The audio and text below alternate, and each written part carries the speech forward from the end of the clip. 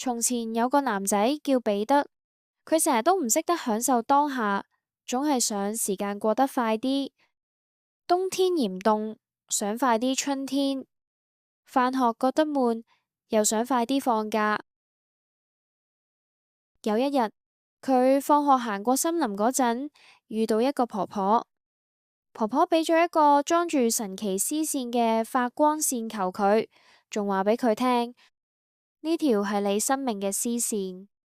婆婆話，如果你想時間過得快啲，只要輕輕拉一拉條線，一個鐘頭就會好似1秒咁快過咗。不過婆婆警告佢，拉咗出嚟嘅線係縮唔返入去嘅，時間只可以向前，冇得返轉頭。彼得覺得啲煩惱冇晒，好開心咁收低咗個魔法線球。佢上堂覺得悶，就扯一扯條線，點知一眨眼就離開咗學校出嚟做嘢。之後佢識咗個女仔叫麗莎，好想快啲同佢結婚，於是又拉一拉條線，哇！即刻變咗佢哋結婚嗰日。喺之後嘅日子，無論係病咗、做嘢遇到困難，定係嫌夜晚湊 BB 好辛苦，佢都係拉條魔法絲線嚟跳過所有嘅煩惱同等待。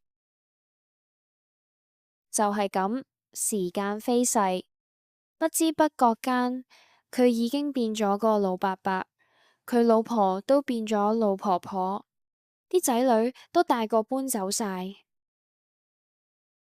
有一日，彼得去森林散步，又撞返嗰個魔法婆婆。婆婆笑住問佢：彼得，你今世過得好唔好呀？彼得嘆氣話：我都唔知。你個魔法線球係好好，我一生人都冇捱過苦，亦都冇等過任何嘢。但係時間過得太快啦，我都未好好感受過。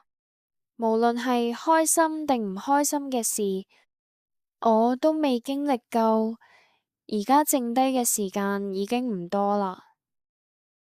婆婆聽完就決定俾多最後一個願望佢。